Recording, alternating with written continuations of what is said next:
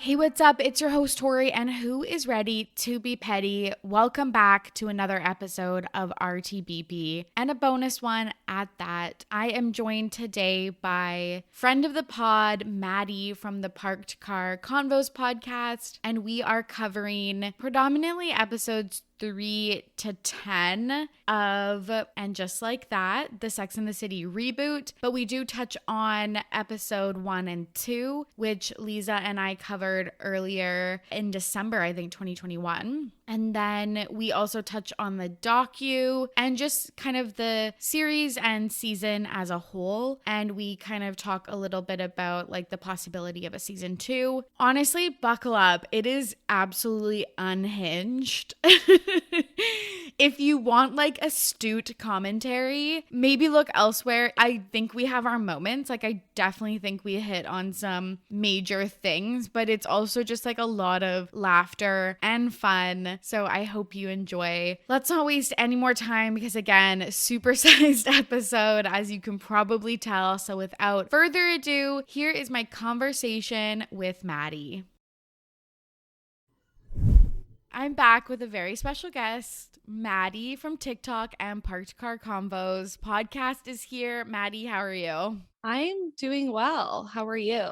Good. You're entering the third timer club, I think, on this podcast. I am. I was thinking about that before I joined the Zoom and I was like, wow, I'm so honored. And I thought of a great idea for when you come back on mine. So we're just it's just gonna continue and progress. Okay, I yes, love for that. sure. That's amazing. Mm-hmm. Okay, well you join a prestigious club of 3 timers on this podcast. The Hall of Fame. Yeah, and like SNL, they do like jackets for 5. So maybe I will be anxiously awaiting. Yes, the jacket. Perfect. So yeah, I feel like no formal introduction needed. Everyone knows who you are, but I found you via TikTok talking about The Bachelorette. Mm-hmm. And here we are. You started a podcast. It's super funny. It like sometimes gets me out of bed because I'm like, okay, I'm gonna put on a podcast to like make my bed and do my skincare and like make breakfast and stuff before work. So I was like, it's usually PCC. Right. I love thinking of you listening to me just like shit on men while you're like washing your face. And I'm like, fuck alpha males. And you're like, great. Morning routine. Love that.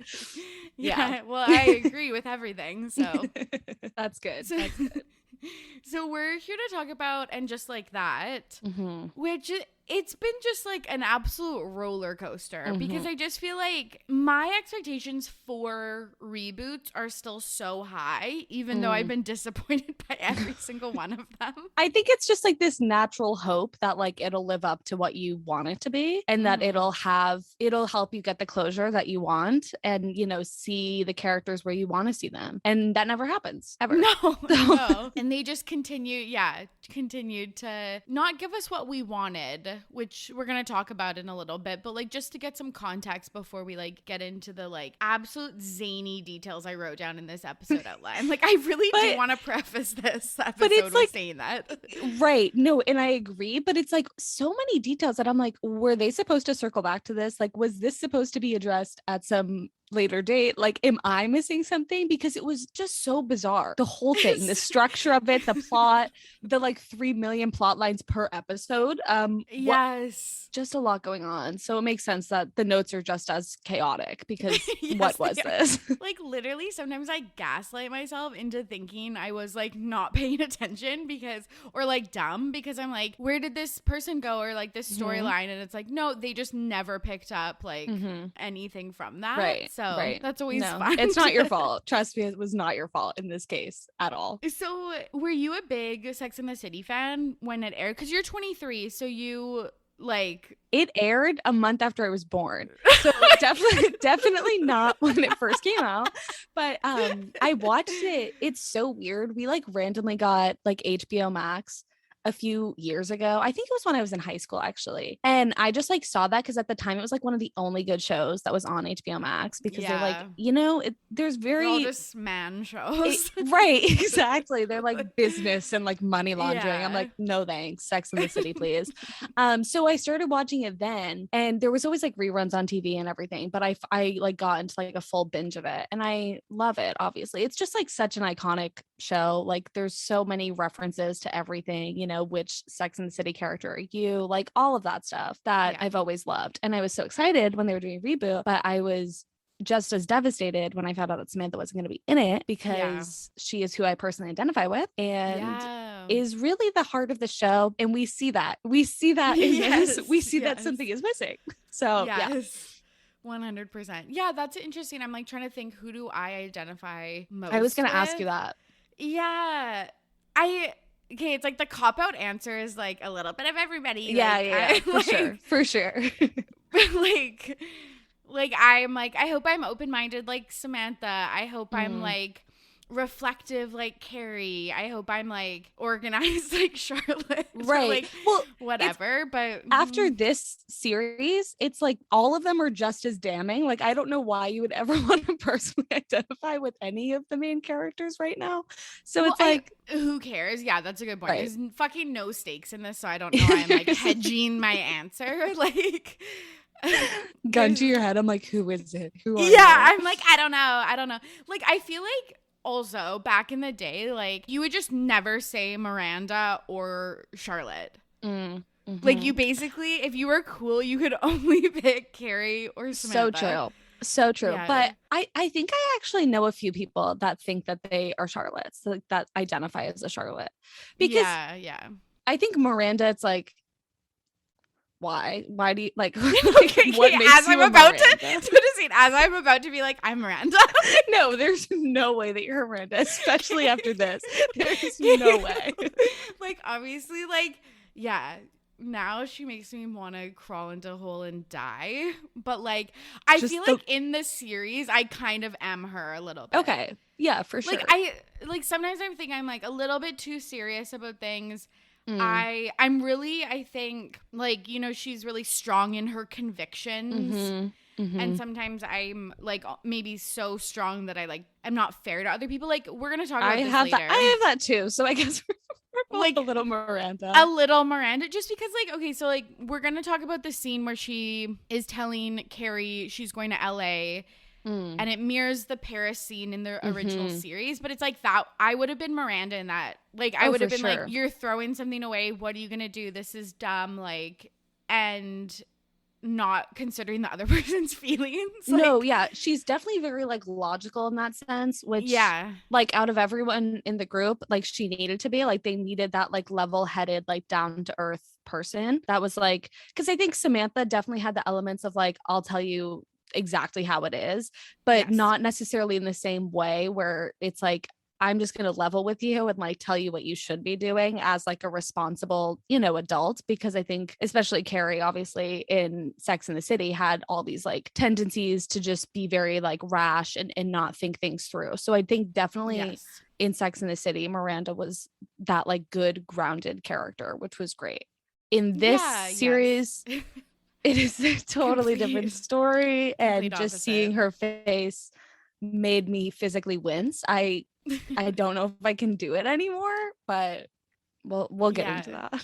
We'll get into that for sure. But you're right. Like I think that, and maybe I just haven't read many like think pieces on this, but like I do think it has been like a bit understated, like how much of a big deal this is. Like this show coming back and how many like original, like they had a lot of the original cast set prop, like it's a big production. And it was a very big production. I remember like seeing on Demois like over the summer when they were filming it, like all of the like pictures of there were so many pictures of Sarah Jessica Parker in like the sari that she wore in the Diwali episode, and I remember being like, what the hell are they doing? Like what is going on here?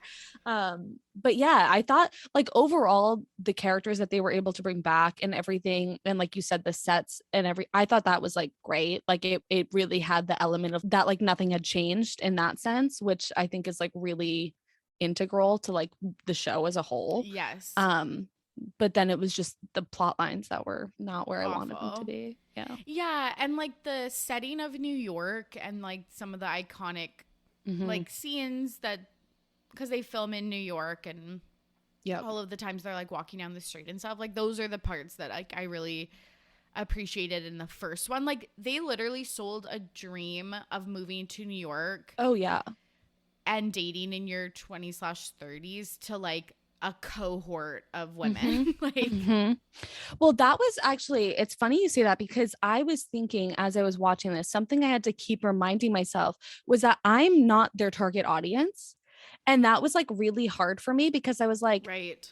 Because Sex and the City, and we talked about this a little bit when you were on my podcast in December, like right when it first came out, is how cutting edge Sex and the City was as a whole, as a series, like their plots, and how they were constantly, talking about things that were like taboo and really like breaking down all of these barriers, I guess, that just had been in like the television industry, which was great. And then they like tried to do that again here, mixed opinions on that. But I thought back to then and I was like, so it came out in 1998 and was, like you said, primarily targeted towards like women in their 20s and 30s. And then obviously you had like teenagers like me watching it 20 years later. And just the wide array of people that this caters to. And that kind of made me think, like, I was a little less harsh on it when I was thinking about that, because I'm like, there probably are women in their 50s, in their 60s that like loved the show when it first came out, that are watching it. And I'm sure obviously the things that they relate to more, and maybe even the light in which they shed on all of like the societal issues, which I tried to keep a running list of in my phone,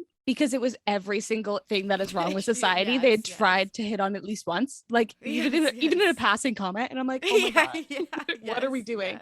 So I think in that sense, I was kind of like, okay, I cut them some slack there, because I'm like, to my generation, I'm like, what are you trying to do here? But then I was like, this probably isn't all directed towards my generation. You know what I mean? So that was kind of like, helped me reframe it and be a little bit less critical, but still very critical. Yeah, that's like a really good point that I didn't think about, because even when I watched I think I saw the first movie in theaters, and like I had to go with my parent, like my mom, because I was too young to buy the ticket. So like, you're right. Was I the demo audience? Clearly not, right? So that is interesting, because yeah, you're right. Like some of these really cringe-worthy moments is like, right. Or like thinking like no one would ever do that or whatever. It's like no one my age would do that. Exactly. Like, exactly. Maybe you're right. Women in their 50s, like white women in their 50s in particular, are watching this and like learning something from it, or seeing themselves in it, or whatever. But because I think so much of it like doesn't need to be taught to people that are our age. You know what I mean? Like the way that we've grown up and how normalized like pretty much everything that they talk about in the show is to like our age range. I think that's why I was like, why are they making all these things such a big deal? Like they should be just seamlessly integrating this like it is normal, because like that's what's going to make a difference. You know what I mean? Not like dramatizing all these productions about like all of these things that, should be considered normal. But then as I was thinking about it, I'm like, other generations don't see this as normal and don't see these things as, things that they like just come across in their daily lives. So I guess being able to look at it like that it could have been more helpful and I guess relatable to older generations. So I guess that's a good thing. Yeah. And I kind of just wanted to be like, yeah, maybe pick an audience, like, because I feel like, yeah, maybe they were trying to cater too much to like new audiences that have revisited Sex and the City over the years because it now is on streaming services, or like the original group of people that were watching it. But I think that, yeah, so I feel like it didn't have like a focus, I guess, maybe, right, which was difficult, yeah, to just keep on top of things. But yeah, I guess when I'm also talking online about these things, I'm also not seeing responses from women in their 50s. Like, exactly. I'm just talking to like other young people. So like, exactly. So maybe it's like, well, this obviously didn't hit for like a lot of people, but it's like, I'm also not talking to anyone who's like outside of this.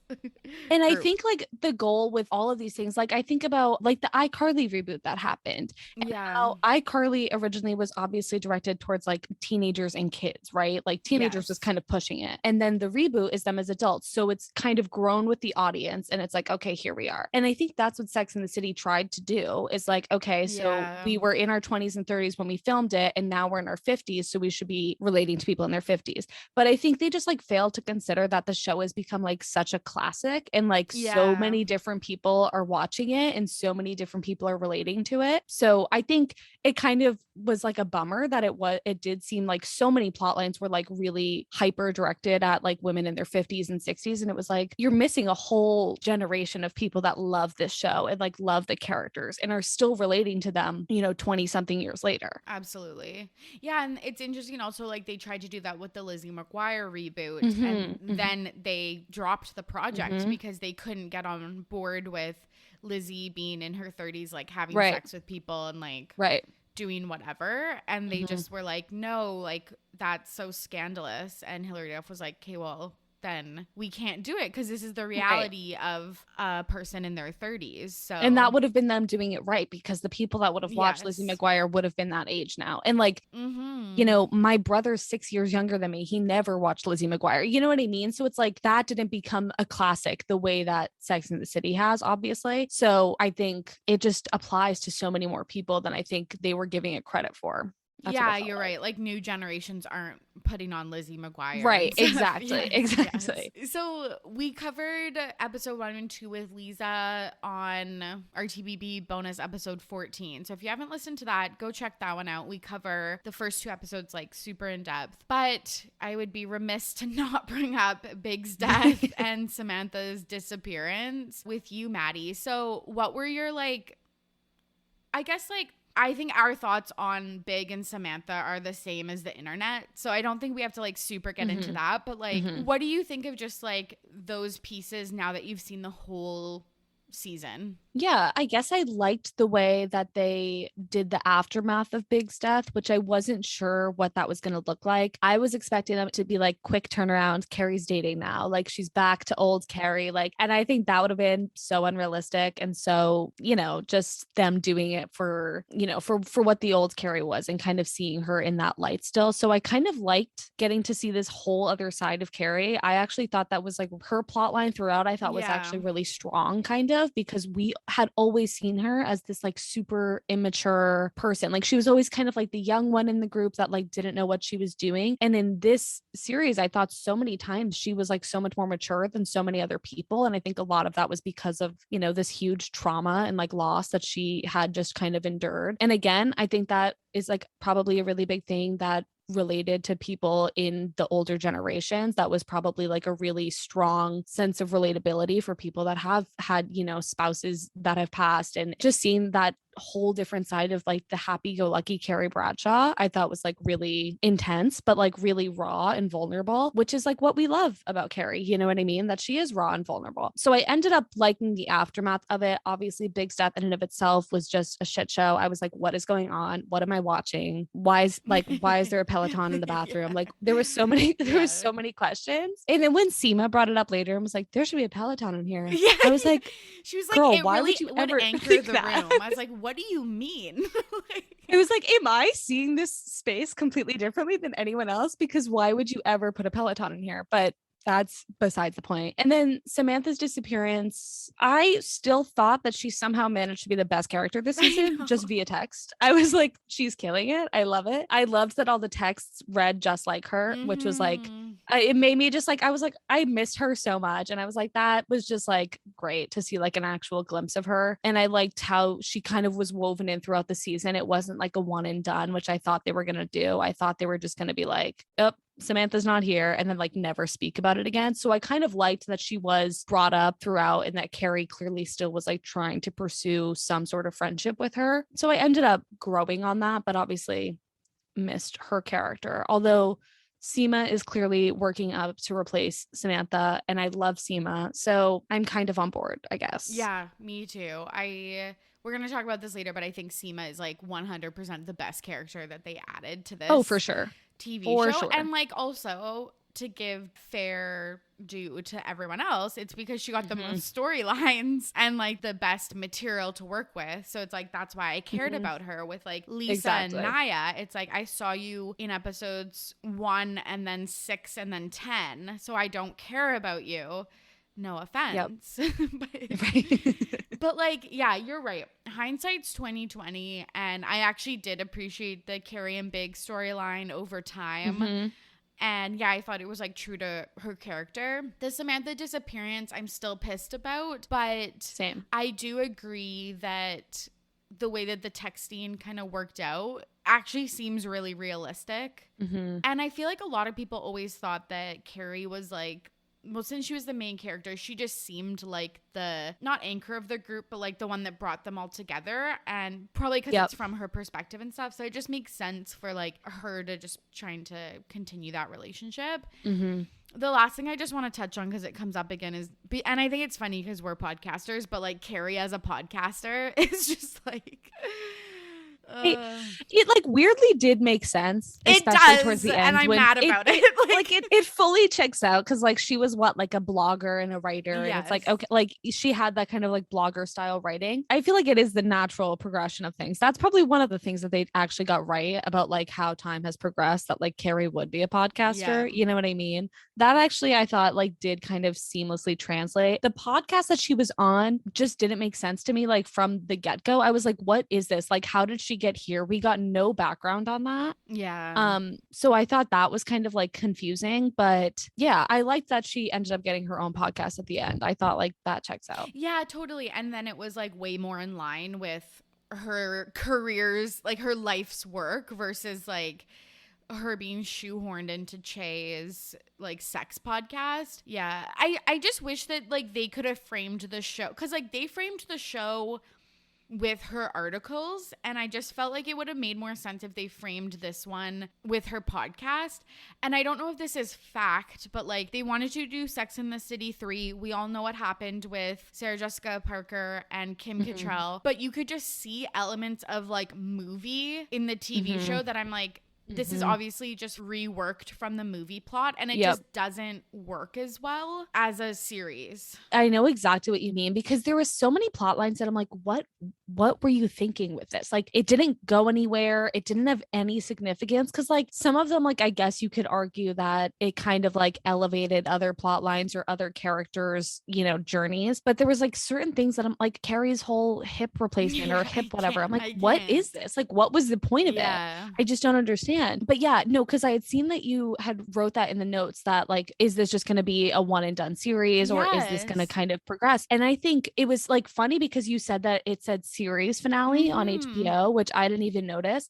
But I'm like, no, they are fully setting this up for more seasons, because they introduced all these new characters that got like no airtime. And I'm like, I can't imagine that they would do that just for like the 5 minutes of airtime that they got that season. Like, it just feels like there should be more with so many of those people, especially like with Seema and like the guy that she ends up, you know, hooking up with and all of that. It's like there's just is so much more, I think, to get out of it. But I completely agree that like at some points I'm like, oh, that chapter of this could end here. Like it was very sporadic. Yeah, absolutely. Okay, and we'll talk about the series finale thing later, but that is like concerning, because as much as, again, I feel like this is me and Emily in Paris, which is ironic because Emily in Paris is also a Darren Star show. But like, and I'm going to read this tweet that I retweeted from someone because it like summarizes my feelings for it.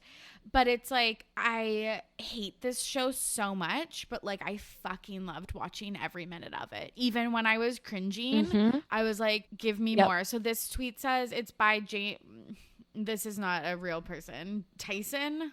I don't know what their name is. Their handle is at Do I Owe You Money. So true. My burner account. So they tweeted, and just like that is the worst show on television. If they released a new episode every day, I would watch it. It never should have been made. I want 17 more seasons. It deserves every Emmy. Could not agree more. Like, that is my entire thoughts completely summed up. I never watch shows on their air day, and literally before I would start work, I would be putting on And just like that, like Thursday morning, not Ride or even die. waiting to evening to watch TV. Like, you're like down bad when you're like, I use down bad, like really not like, sometimes I use it as like thirsty, but like most of the time I just use it as like actually like depressed. Like I'm bad. like I'm mentally unwell today. Yeah, like I'm doing bad. But yeah, I was like, yeah, down bad, rock bottom, turning this on at 8 a.m. Yeah, that has to be a rock bottom. That has to be. Like, I have to fully agree with you there. Well, and I think it's so interesting because you were watching it week to week and I just binged it all pretty much yesterday. I watched episodes 1, 2, and 3 when they came out, and then I waited for the rest of it. So I'm just like reeling with all of this in my head. Like, it still hasn't sunk in. I haven't fully processed all of it. So it's probably good for me to talk this out like this, so you can move on. Yeah. Like, it feels like a therapy session. I'm like, I need to debrief everything I just saw to move on. Okay, so let's dive into episode 3 and 4. Okay. Carrie spirals about finding out weird stuff about Big. I was like, girl, did you actually think you like knew him? Like, you didn't like call him by his real name for fucking 10 years. Like, that's probably always a bad sign.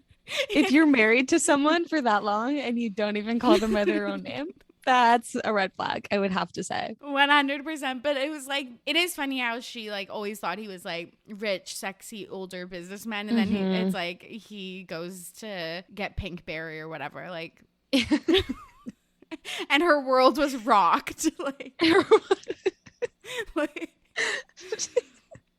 yeah, there was some like weird things. And I think, again, so many of the things that happened with her post Big's death was just like so unrelatable. Like, I don't even have a significant other, let alone have I like obviously had to go through the death of a significant other. So it's like so much of it was like very raw, I felt like. And like things like this where she's finding out all of these like secrets about her deceased husband. Like, it's like, what is going on?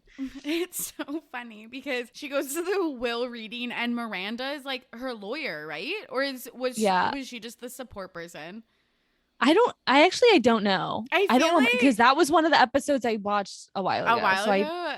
It's a blur. I just feel like they always do that in TV shows where like the lawyer is just the friend's lawyer, and I'm like, I don't know if that's how that works, like IRL. Like, I don't think you can just do that. I think there's something called like, you know, like that has to be a conflict of interest somehow. Exactly. Like, literally. And Miranda's like, he left you this much money. Great. Great girl. Like, that's not real life. That's not real life. But then like Natasha's back. And I thought she was going to have like a long-term like plot line. She's back for like 2 seconds. But it does tie up their story. Big leaves her $1 million. Okay, it ties up the story, but it also doesn't at all. Like, you know what I mean? It definitely did give Carrie like the closure on Natasha, I guess. But also, I thought that whole episode was just like so drawn out, where like Carrie's like stalking her, and then like it's just like weird. I'm like, I feel like this is a very normal thing to want to go approach someone about. Like, hey, my late husband left you $1 million. What the fuck? That's totally justified to be like, hey girl, what's going on? Like, yes. So I thought it was so weird that Natasha was being sketchy about it, because it's like, wouldn't you be like, oh, I don't know, sorry for your loss? Like, I don't know why that was such a weird thing. Yeah, especially like people in like upper society, like high society in New York. Yeah. Like and like also like Sasha, like she was his fucking ex-wife. So she didn't go to the funeral, didn't even send a fucking gift to Carrie. Like, or like a note, and then is dodging Carrie's calls like, to a fucking widowed woman. Like, honestly, this was realistic because Carrie did this shit in Sex in the City, like kind of like the stalking ish type things. But it was so weird. She declines the $1 million. Who in this economy though? Like, that's what I'm saying. Like, it was just like weird. We never really figured out like why, and then why she declines it, because I feel like that almost makes it sketchier to be like, I don't feel right about that. Because it's like, what was going on? Like, I don't know.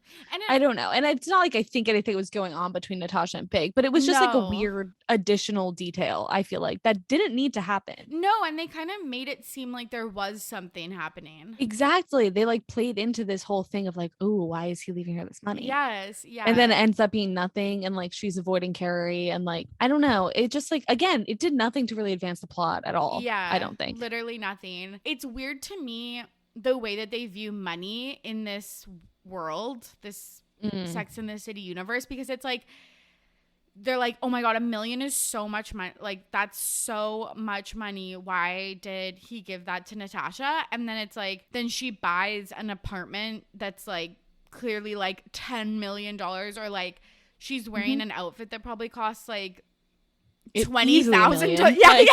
Like, yes. some of the outfits, I'm like, girl.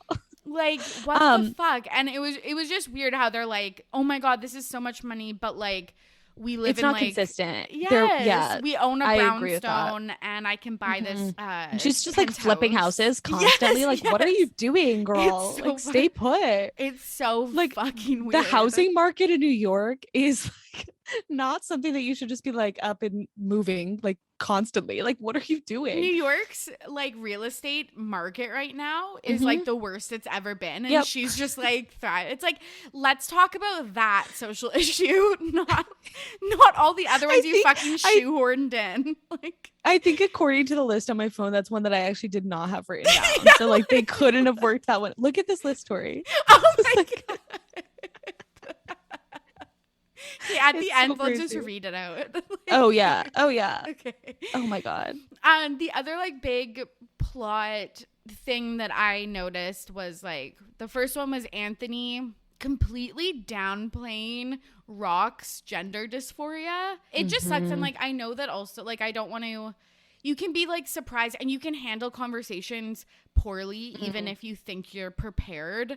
But I was just sad because you just like when Charlotte's seeking advice about Rock and then Anthony just like brushes it off as like kids don't know anything that they're talking about, like, and stuff like that. I'm like, ugh, that's just such a, that would have been like a cool moment. Or if he had that convo and then the next scene was him calling Charlotte and just being like, hey, know what? Like, as a cisgendered ally that's gay, I like should have known better to like say this, and this. So I just wanted to like point that out. I completely agree. I think in a weird way, it was kind of on brand for Anthony. Like he's just so true. like spacey. Like he never cares about like anything except like his like weird stripper pizza business. I don't hate. No idea. I fucking hate that so much. That fuels me with rage. What is that? I have no idea. And I wish it wasn't actually so present in almost every episode. Like there was like some sprinkle of it in every episode. And I'm like, we don't need this. We do not need this. We do not need that. God. And we do not need Shay's comedy. Like that. Those are two things we did not need in every single episode. Like Shay's musical number. Like, we definitely did not need that under any circumstances. So yeah, I weirdly did think it was kind of on brand for Anthony. And now in hindsight, watching the rest of Rock's storyline progress, I think it kind of fits weirdly because Charlotte did go through the phase of like, is this a phase? Is this just like something I should be brushing off? So I think it kind of played into that a little bit where like at first it wasn't really taken seriously and then it kind of got more serious throughout the show. So I guess in that way you can just kind of like think that that was just like setting it up to be, you know, Charlotte's up and down roller coaster of this whole thing and like the acceptance of it, which was all over the place. But yeah, it did seem like a really good, it was like one of the ways that you could have been super natural and organic about this. Yes. And they were like, no. Like he has to care about his strippers and his pizza. Like, 100%. No, he doesn't. Yeah, literally. Yeah. Oh my God, that drove me like absolutely crazy, because that's the thing that I hoped for. And like, again, we don't need to beat this to death because it's like, God, if you just Google and just like that, this is everything. But it's like, I wish that they took more natural, like what they already had and just like had more natural conversations about these things, because it's like, yes, you should reckon with the fact that you were like super white, super problematic, like completely erasing many sexualities and genders in your like original airing, among many other terrible things that this show did. But it's like, I don't know, I just wish they could have done it in more like a natural way. But then I'm also like, Sex in the City was such an like, we had to suspend so much disbelief with like a lot of their plot points in that show. So I'm like, ugh, maybe it's just like, this is Darren Star's like writing and directing and producing. I think they just felt this overwhelming sense of, we have to somehow rectify every single issue that's going on in our society in a 10 episode series. And they just like didn't seem to care how it played out and how it was written, and you know, who was talking about it, because again, this would have been a great opportunity to just like weave it in naturally and have it be like so seamless. And there was so many opportunities for just even the conversations themselves to just seem more conversational. Like, yes, they never did. Yeah. They seemed like textbook written. Like, it was just, I don't know. And I'm sure it's like this pressure of like wanting to do justice to these things. And there is that pressure of like, okay, if we're going to have these non-binary characters or a character that's transitioning, we want to do it right. You know, you don't want to do a disservice. You don't want to not negatively portray it, but just portray it inaccurately. Like, you don't want to get those things wrong. I think another thing that people who are, you know, more conservative and are opposed to like these types of characters and plot lines, I think for them, if it had been just played into the framework of the show in a natural way, it doesn't even like raise red flags of like, oh, this is different, this isn't what I'm used to. But they did it in such a way where they're like, hey, look over here, like we're doing something that like is progressive. And that comes across as just so inauthentic and so, like you said, performative. And I think in so many ways, it's like the opposite of what we should be doing. And I like cannot fully speak to this, because I think any representation to get more people of color, to get more, you know, non-binary people and bring awareness to these things that are so underrepresented in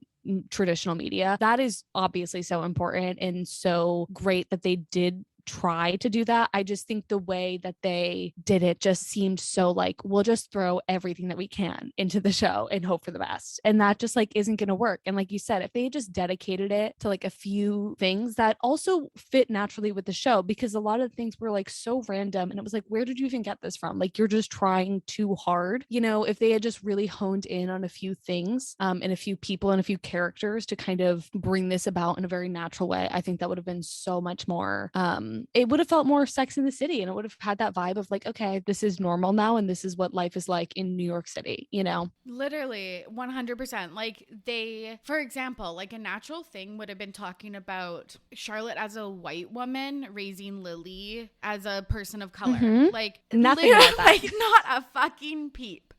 Like, it was so crazy. Like, they mentioned the dolls that she gave. It's like, then have more of a conversation, or like maybe that's a conversation that naturally comes up with Lisa, Todd Wexley, or like fucking something. But it's just like, no.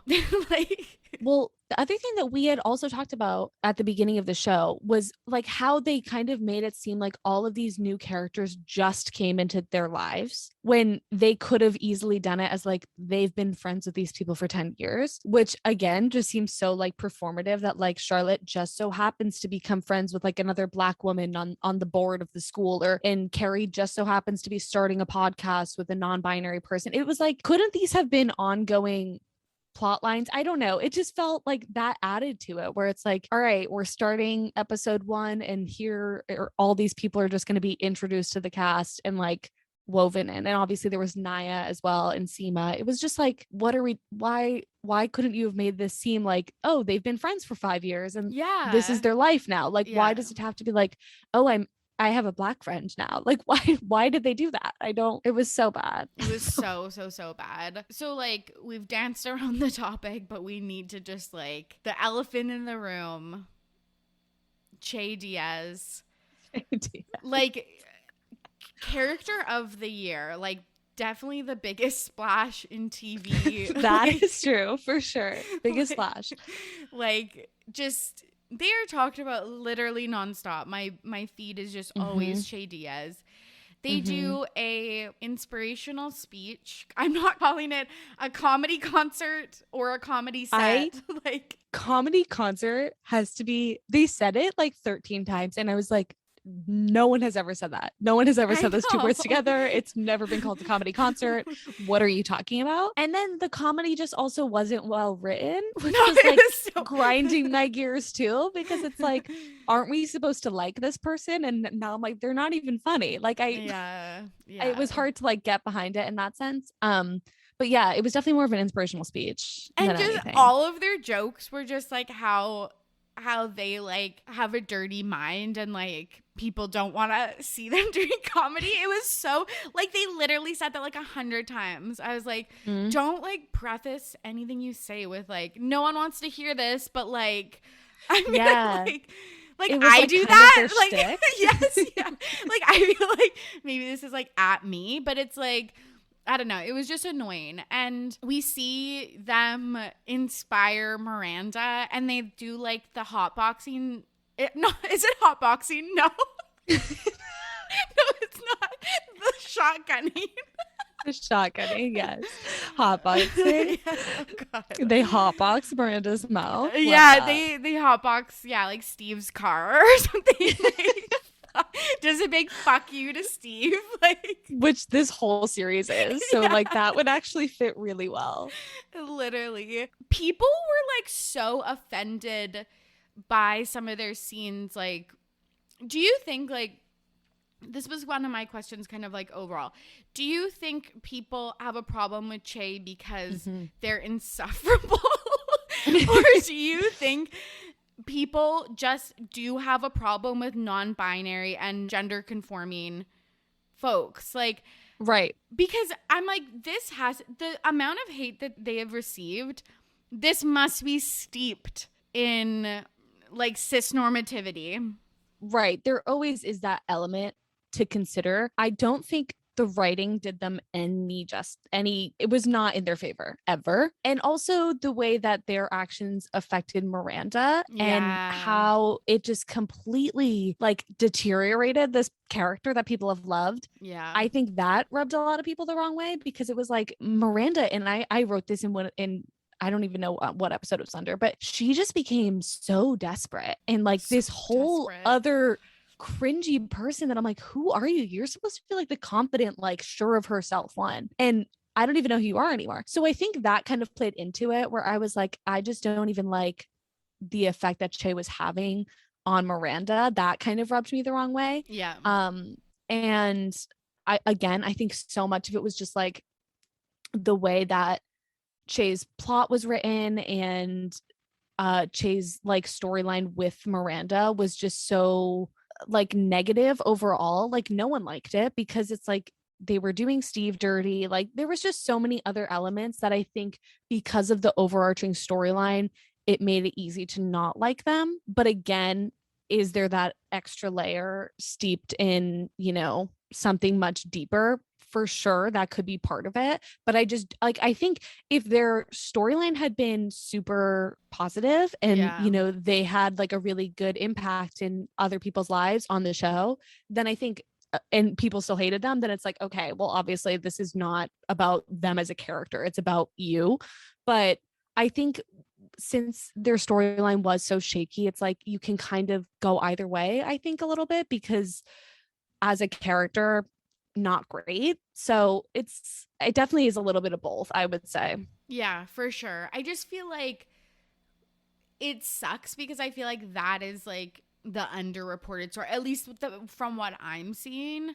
Like there's Mm-hmm. just so much hate about their character that I feel like Yep. there are some like fellow actors or like famous people that have been like, maybe like if you're hating on Che, like think about that for a second and like Mm-hmm. reflect on that. So like I have seen like a few comments about that, but I was like, I just feel like it is kind of like an underreported story about like Mm-hmm. maybe just think about like people that don't fit into your like what your gender Right. norms and like Right. rules are, and like I don't know, reflect on that a little bit. I just think that like if there is a show to do it where, Miranda ends up dating someone who's non-binary, like this would be the show to do it. You know what I mean? The audience is very, I think, because of what Sex and the City was, very liberal, very progressive, like very open-minded when it comes to all of that. So I definitely don't think it was like an outward sense of like, oh, we hate Miranda dating someone non-binary. Like this is so non-traditional. Like it definitely wasn't that. I think it was more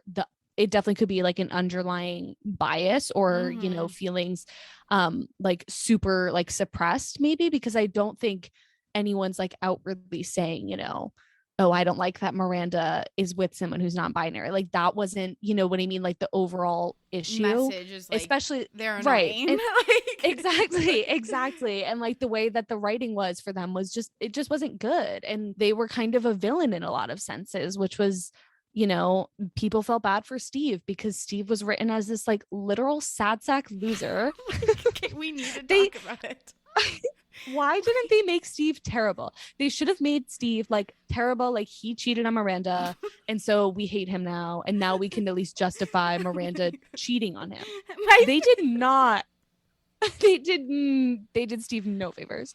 Okay, so, they did Steve no favors. Like literally I am dying laughing because now my like Instagram like explore page is just like hot pics of Steve from the original series. Like Steve thirst traps. I yes, love this. like him going to play basketball with Aiden and like a cutoff and stuff. It's just like so iconic. Like, so iconic, but it's just so fucking funny. So we're on to episode 5. I hated this episode. Yeah, because it really kicks off with Miranda and Che. Like, let's talk about the hookup because, like literally, do we have to? We do, but I hate it. We could have just done one episode on just this, like, 4 minutes. For sure. Like, of the episode. Like, okay, so, like, her nickname of Rambo makes me want a KMS. Like, not to be, it is terrible, not to be inappropriate, but I actually wanted my next breath to be my last. I was praying for God to intervene. Like, it was, and you wrote the Rambo nickname is so desperate. Could not have summed it up better myself. It's like so it was despy. He was trying so hard. Oh She's my like, God. Hey Jay, it's Rambo. Shut up. It's Rambo. Like that was you have a name. Use it. Like, what do you mean?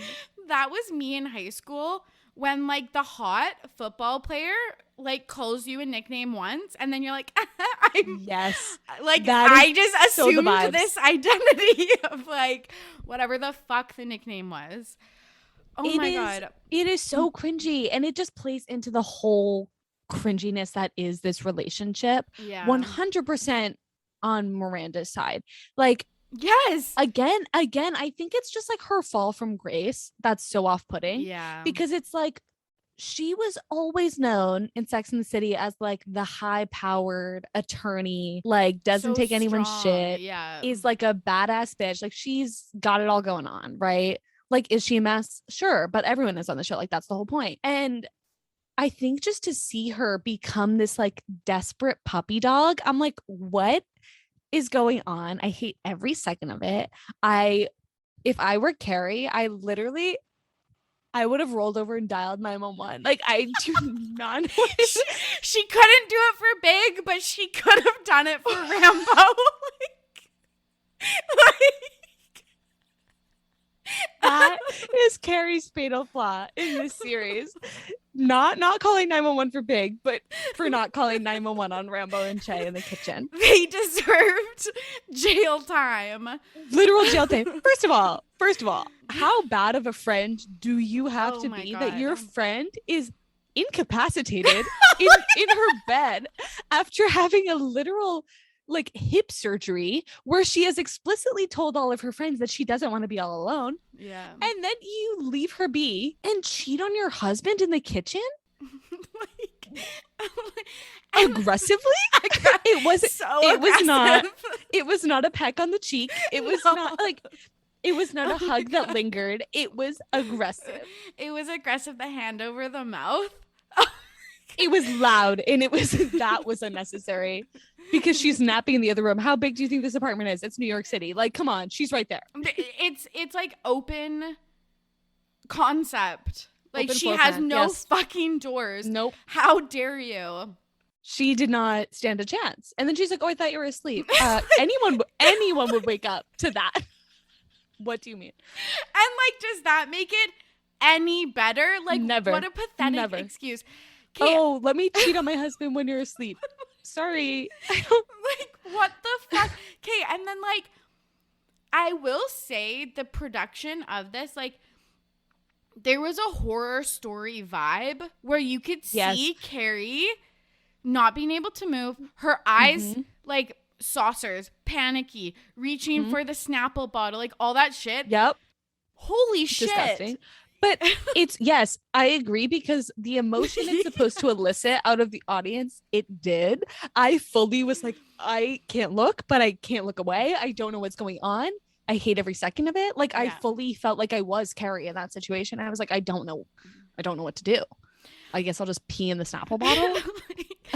I will say one thing in favor of the Che Miranda storyline, and then I will never say anything positive about it again. I will say, if the show, and I might get roasted for this, if the show didn't have so many storylines and they narrowed it down and they showed us the full arc of why Miranda is being like this instead of these like random snippets, because I'm like, how do you love Che? You've talked to them twice. How do you want a relationship with them when you haven't even discussed what a relationship would look like for you two?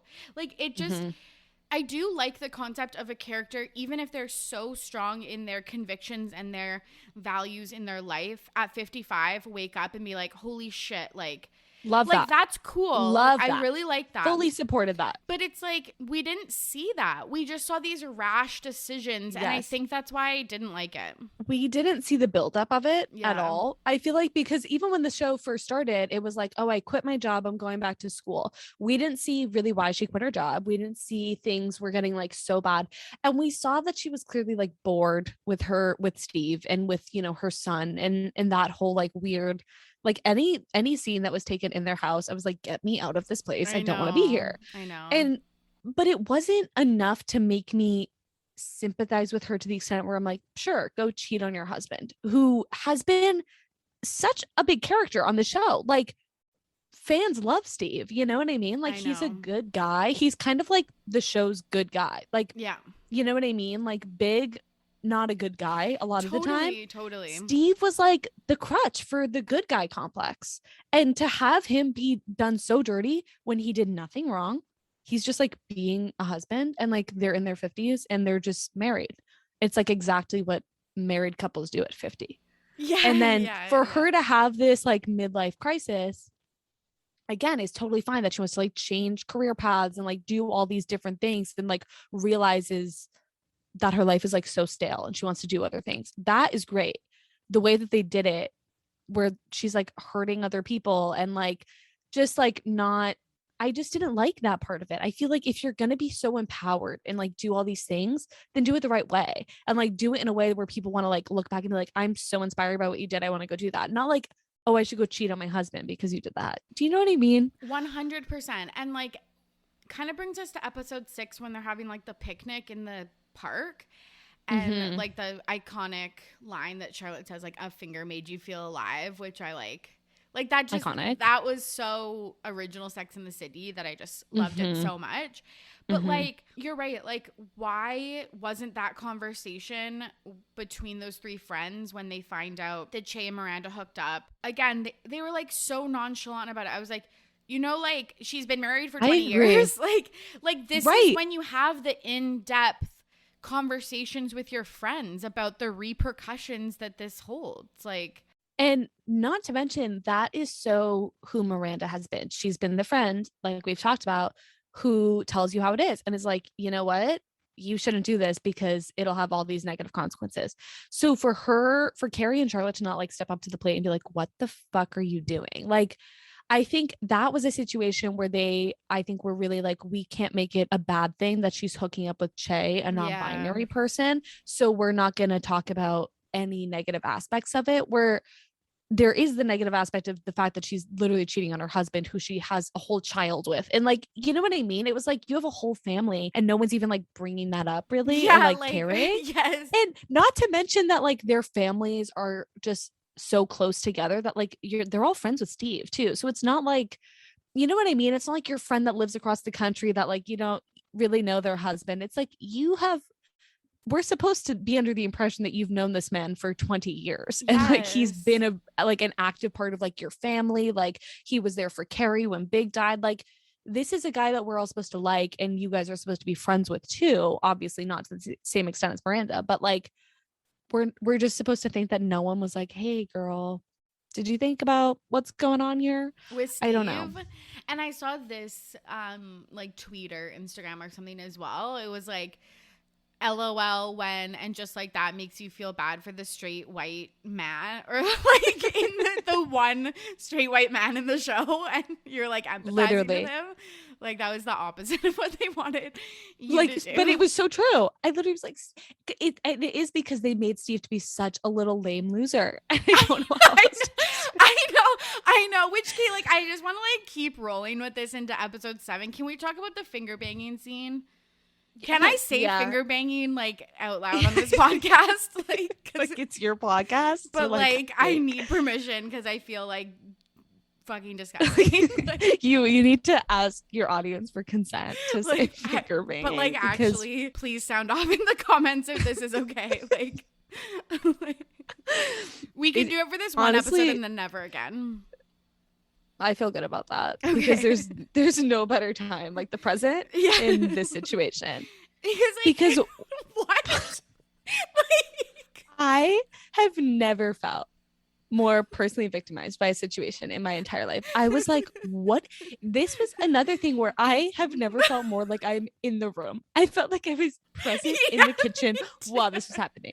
And the thing that gets me, so I binge watched Euphoria a week ago. I had never seen it. I watched all of season 1 into season 2. Me too. I have seen it all. In terms of HBO nudity and sex scenes, I've seen it all. Yeah. And that hasn't fazed me. Hasn't fazed me once. This caused me to have a visceral reaction in which I literally wanted to cease. I wanted to cease existing. I was like, this is I don't know how else to explain it. It was horrid. It was so bad. Okay, yes or no? Sorry to put you on the spot. Yes or no? Would you be mad if you're hooking up with a guy and he washes his hands before he touches you? I thought it was so interesting, but also he was like cleaning the dishes. So like maybe I'm like, you're in the kitchen like doing food stuff. Like I probably. So I'm gonna give you my answer. You probably have food on your hands. So like yeah. I thought it was fine. I like that it was like obviously meant to like starkly contrast like the intensity and the passion with Che, and how he's like, let me go wash my he's such a little goober. Like I felt so bad for him. I literally felt so bad for him. And it's so weird because in that scene, I think you're supposed to be feeling bad for Miranda. You're supposed to be like, oh, poor thing. I did not feel that. I really didn't feel that. I was like, this little goober has no idea what he's doing. Okay, but also you don't. Okay, I just want to get into like, we just need to talk about it. I'm just hyping myself up to like, I need the courage. I want a glass of wine so fucking bad. Like, you need a bottle of wine I need to be blackout to have this conversation. No one forgets to finger bang. No. And Steve fucks. Like it's like, is it not like riding a bike? I would think. Yes, 100%. And like, Kate, like in the TV show, she's like, best sex of my life. Yep. You don't just forget that. Like, okay, I get that like there's ebbs and flows, and like when you're older or comfortable with a person, yeah, it's probably not as like spicy as it was when you first met, but some could argue that it would be better. Yeah, because you like know what the person wants and stuff like that. Oh my God. I just like did he not literally say, am I doing this right? Because I feel like he did. I think he may have said those words verbatim. It was the most awkward, clunky, and I know that's what it was supposed to be. It was supposed to be like, clearly they don't have any chemistry anymore. Like, so they did that. Like, mission accomplished. I definitely would never suspect that these two have any chemistry anymore. But oh my God, it was so raw. It was so in the moment. Like it was, wow. I felt like I was there. I can't say that enough. I know. I was like turning away from my laptop. I was Same. like, no, I literally think I had to pause it, like to just regroup before I pressed play. Like it was so cringe. The next thing I just want to like cover, Carrie goes on a date, and it's like we're clearly set up to like where it's like, okay, this guy's fine. He's like, like there's no fireworks, but he's not like garbage. Was the double vomit scene necessary? If you're asking me, I would have to say no.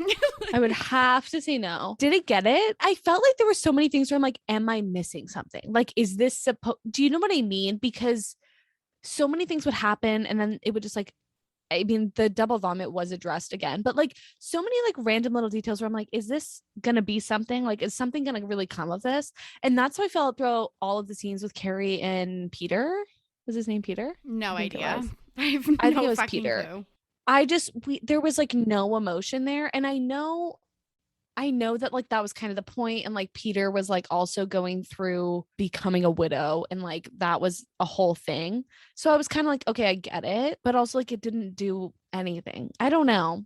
That whole plot line too. I was like, what is the point of this? I guess just to like show that Carrie's getting back out there, but like she isn't. Yeah. And then the podcast producer at the end like shows her what like it can be like, I guess it just seemed so weird because, and I feel like this was like a tonal shift in the series. It's like, did they do this type of slapstick comedy? I guess like the thing is, now that I'm thinking about it, it was Samantha.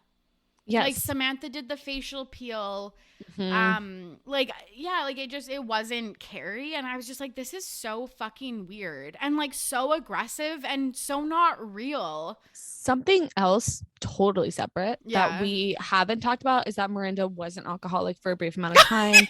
And then just like quit cold turkey. It was like, I'm actually good. She reads like the book that Chrissy Teigen was like peddling on Instagram about going like cold turkey, and then she's all good. And also that whole scene where she thinks Charlotte sent it to her, but she actually drunk ordered it. What was that? It was like supposed to be so dramatic, I feel, where she was like, oh shit, what else did I drunk order? I was like, you are such like a boomer. Like, what do you like? The way she said it was so like unnatural. But that whole Okay, what was the point of it? What was the point? Because it's like, okay, so like, is she gonna talk to Steve about this or Che or like? She just didn't. No, she didn't talk to anyone about it. She never even like admitted it to Carrie or to Charlotte. Like, just nothing happened ever. Yeah, because like if she brought it to Che and they had like an in-depth conversation about that's what I thought was gonna happen. Same at the very beginning of the season. That's what I thought was gonna happen. And then I'm like, okay, like I can see like, and then Chase supports her, and then it's like, okay, like this is what a relationship is built off. They bond. Yes. Yeah. Nothing. Not a peep. Miranda drops the L word, which was so much, just so much. I hated that. Wait, I'm okay. Now I'm trying to remember. Was that the scene where she came to Chase's apartment? No, it wasn't that scene. What scene was it then? They're in front of like a taxi cab. Isn't this okay. This isn't even Cleveland. Right. This is like pre-Cleveland. Yeah. I literally. Oh, wait. This is like pre-Cleveland. Okay. This is like how bad it was. Because Miranda says it in one episode and then Chase says it in like the next two episodes. Yeah. Or two episodes. Yeah. Yes. The way that I have absolutely erased this from my memory is because my brain filed it as a traumatic event. No, you're suppressing it. And that's great. And I think what might be even more impressive is that I watched it this afternoon and I've already suppressed it. So I think I kind of have a leg up on this one. But this is what I had written. Please, Lord, grant me the serenity to be able to watch one Miranda and Chase scene and not physically wince in pain. Did that happen? And that was terrible. Also, Chase saying that they do a lot of weed. Oh yes, because this is when they were seeing each other at the auction, and Miranda got all pissed that Che hadn't messaged her back, and Che was like, "What do you like?" it was a very this is, and I also wrote, Miranda is so desperate and cringy in every interaction with Che, genuinely unhuman like interactions, because this is when I was starting to be like, have you ever had a conversation with anyone ever? Like, these are just like, I don't even know the way that she was going about everything. I was like, what is this? Like, who are you? You're not even a real person anymore. Like, you're a bot. I don't know what this is.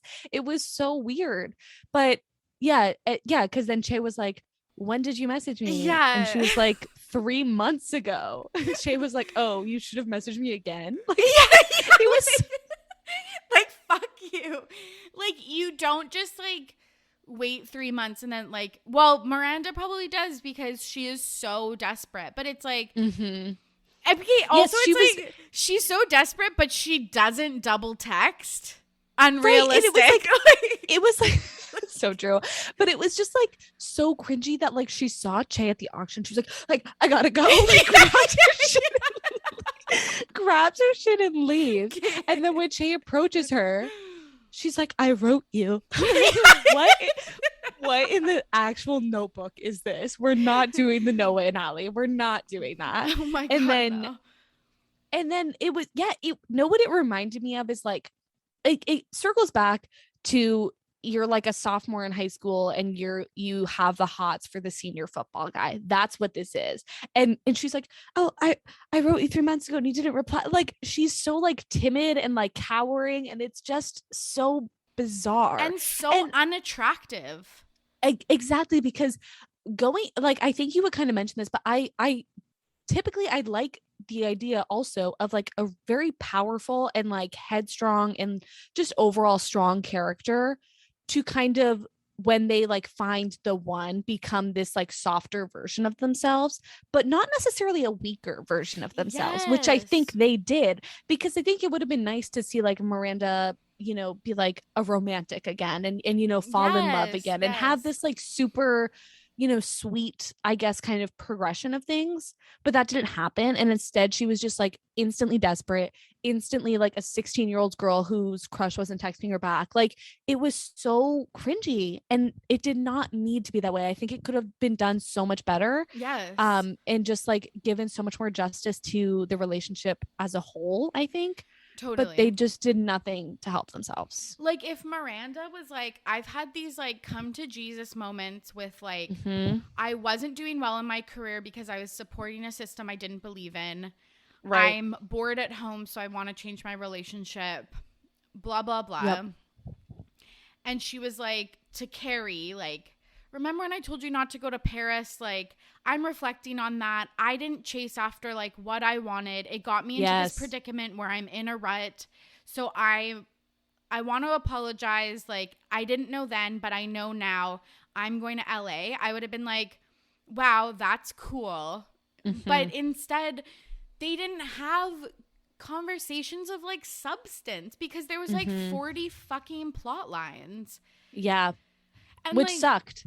Which sucked. Because like we haven't talked about Charlotte like once. Literally, because like what happened?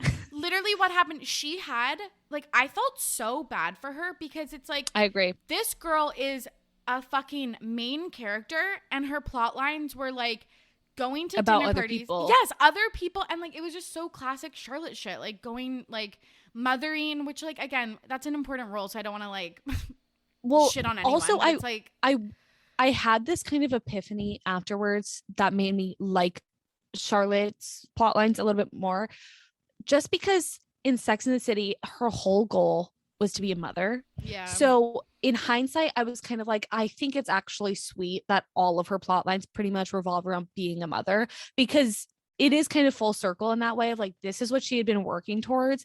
And she, out of all three of them, I guess kind of got what she wanted. You know What I mean? Like, she was, I guess, the most like traditionally happy. She had the husband, she has the 2 kids, and she's happy. Like, she was born to be the mother that's like at the PTA meetings, and that's what she was. So I think in a lot of ways, I guess it was good that she was like what we expected her to be, because Miranda was certainly not. And like Carrie was a mess. And so I think it was kind of good to have that stability. And she just kind of was still the overall, like, just really good friend that we knew of Charlotte before. So I kind of liked that. But again, it definitely was not enough like like put some respect on Charlotte's name. Like give her Literally. something other than like dinner parties. That's all it was. It was so boring that you're right. Like literally what happened? Other than the Rock storyline, like honestly, like what happened? And like, okay, another thing, and I know we're jumping around. I think that this is from episode 8, so we can move on to that. Okay. But like episode 8 also bizarre. Yeah, like I feel like I could just say that about all of them. And then episode 9, bizarre. Okay, episode 8 is where Lily walks in on Charlotte, almost giving Harry a blowjob, and then she was like, she freaks out. She sees like the closet photos after, and then she's like, I grew up in such a straight and narrow, like sex negative household. I want to do the exact opposite. I was like, that is such a rich storyline. And it is like 2 conversations and then never talked about again. And I'm like, that especially is also coming from Charlotte. Yes. Like Charlotte's like the least like openly sexual out of all of them. So I thought coming from her in her role as a mother could have been so good. And she could have reflected like, you know, when I first met Samantha Carey and Miranda, like trying to, we don't even remember her now. Yeah, like trying to suppressed. Oh my God, sorry, Miranda. But when I first met them, like I thought you had to have sex in like a committed relationship. You had to be in love, and like all of the things that she did throughout the series, and then she could have been like, but now like this is my views on things, and I was like, that's actually talking about a societal issue because our world doesn't have good sex education and doesn't talk about sex in a great way. And a lot of parents pass on weird shit around sex and bodies and all of that stuff and relationships to their kids. And I'm especially to women. Yes. And I was like, this would have been the right societal issue to tackle. And it's like, again, just like fucking glazed over like everything else in this episode. And like, that's why I'm just like pissed because like, again, we listed like 3 really cool things that they could have dug into, but they chose like 100. Like, yep. So just and hire did like mini blurbs about it that were stupid and superficial and performative. And we're just kind of being like, it literally felt like they were like, hey, did you know racism is an issue? And then they never brought it up again. It's like, what? Yes, we did know that. Like, can you tell us more? Like, can you give us something else? Also in this episode, this is when Che says, I love you. Yes. Again, it makes it very clear that it was just after 3 weeks of hooking up, which I'm like, did we have to harp on that? Because this just is making me hate this whole relationship even more because I'm like, what are we doing? Again, it's like unrealistic. So it's like, so there are multiple time lapses in this godforsaken season, which makes it so confusing. I was like, because when Carrie went on the date, I was like, she just her husband just died, and then I was like, oh no, wait, I think at least a few months have like 3 months, but it was after the I think it was 3 months. Yeah, but it's like, couldn't we have done the time lapse for this? Because 3 weeks is clinically insane. 100%, especially while you're in another relationship. Yeah. What? And then this was the episode where Miranda shows up to Che's apartment and is absolutely fucking balls to the walls manic. It has like cookies and is like screaming about nothing. That whole scene, I was like, what are you doing? Who wrote this? Like, what is going on? She shows up and she's like freaking out. I shouldn't have done this. Oh my God, this is so embarrassing. Like, I never should have done this. Girl. But also I will say that Che was being weird and sketchy. I thought like, Che had someone in the apartment. Yes, 100%. And the whole time I was waiting for Che to hook up with other people because they're like, I don't want a traditional relationship. What do you want, Che? Because you haven't defined that for anybody. Not that I guess exactly that's the opposite of what a non-traditional relationship is, but it's like you have to explain what you're talking about. I agree. There was such a lack of communication between Che and Miranda, and such, again, like, even this, obviously not like a big societal issue, but just like things that people deal with, like defining relationships and like different kinks that people have to work through. And there has to be some common ground, some sort of understanding. And Shay wasn't giving that to Miranda at all. And I was like, okay, in a way, Miranda should be going crazy because like so many people go crazy in that situation because they're like, well, okay, what is this? What's going on?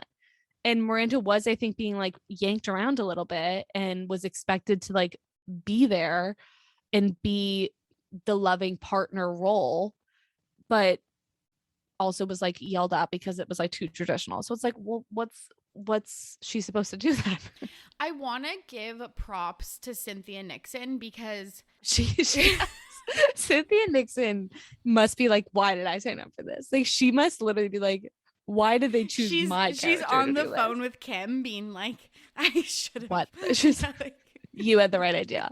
You had the right idea, girlfriend. Kim's watching this like, oh shit, I'm so glad. I can only imagine what they would have had Samantha. If this is what they're having Miranda doing, can only imagine what Samantha's storyline would have been. Literally. Terrifying. Literally, the only winner of this whole series is Kim Cattrall. Could not agree with you more. But props to Cynthia Nixon because if she is such a good actress because I could the desperation and embarrassment, it emanated through the screen. Yes, like she depicted that, like her mouth opening up like a fucking fish, and like the glaze in her eyes and the sheen of sweat on her fucking face was so brilliant. Like, give this woman an Emmy. She did a great job. Like, because again, if like a bad actor will thinking of her like 400 bags that she wears. Her like 3 bags, like like purses. Like, wait, how have I never noticed it? Oh my god! In every scene, she has like a backpack, a messenger bag. And, like, yes, all of her scenes where she's going to class and she's like carrying all these textbooks. She's such like a nerdy little 15-year-old in this whole series. That's all she is. Like, it's so bizarre. Maybe it was a metaphor for how much fucking baggage she's carrying around and how much like. Yeah, I think you're giving them too much credit, but yes. Sorry to derail you, but like it's just like no. It's just so perplexing to me about how this happened. And this is also kind of when we meet Lizette. Yes. Okay. So no, go ahead. I'm getting so hyped up. I would have loved to see more of Lizette. Lizette is the ultimate Carrie parallel. She's great. And that's something that I would have loved to see from Carrie, like being a mentor to someone, because literally Carrie as a human being, as the character Carrie Bradshaw, has mentored so many people. So to have her like physically do that in the show would have been amazing, especially because Lizette would have been like the millennial or like Gen Z parallel. And I think that could have been a great way to loop in the younger audiences and be like, oh, the things that Lizette deals with are similar to things that Carrie's dealt with, but in a little bit of a different way because times have changed. That would have been great. Would have been great to have Carrie give her like wisdom, but also still be like, oh, but now it's a little bit different because it's 2022 and not, 1998. Would have been so good. And we don't see this. Carrie could have been like, man, this is actually such a good idea for a podcast because this is my life is giving advice in articles to readers. So it would have like we should have gotten the Carrie and Lizette podcast. That would have been everything. Yes. It would have been like the old and the new, just like coming together. 100%. Like I must have been again so down bad, but not like the depressed version. I didn't even draw the parallels between Lizette and young Carrie. Like literally, you wrote that in the episode outline, and listeners are like, "This is so unhinged." You had an episode outline? Yeah, we did. Okay. No, actually, I would love to read what you wrote, which is it fair for Carrie to be mad at Lizette for being loud when they live in Manhattan? Because that is what you picked up on. You were like, Lizette? You're like, fuck Carrie for being mad at Lizette. Justice for just like sitting on your stoop having a ciggy at 2 a.m. Like you used to do Carrie and like Exactly. Also, when Carrie breaks into the sense of oh my god, and then sees. Okay, just wait. Is this when she saw full peen, or is this when she just like we've brushed over? we just We thought it was so weird. She went downstairs and literally just turned her volume down, like in her apartment, because the door was like open. Yes, and was like touching Who in her Manhattan stuff. is sleeping with their door open? Yeah, she's like passed out. It's like check her fucking pulse. Like She has tons of like liquor bottles, empty liquor bottles scattered around her. Is laying literally deceased, and Carrie's like, "Gotta turn down the volume so I can get a good night's sleep." So selfish, and that is so fucking Carrie. Like holy shit, that is what we. That's our Carrie girl. Bradshaw we know. That is our girl. Can spot her from a mile away. Literally. But like, yeah, okay. Like, I feel like. Okay, go ahead. No, I'm gonna bring us. going. No, I'm gonna bring us. I'm gonna bring us back. So I'm gonna bring us. You go. The worst rabbit hole we could have. Are we gonna talk about the full peen thing or no? This episode, it's like, it was jarring. Wait, this is when Charlotte and yes, is that what you're talking about? No, Lisette's boyfriend, abusive boyfriend. You gotta rewind. Oh, yes. Wait, I literally was like, did I miss something? I think I did miss this though. I know like the boyfriend that you're talking about, but I don't think I saw that. He drops his full towel.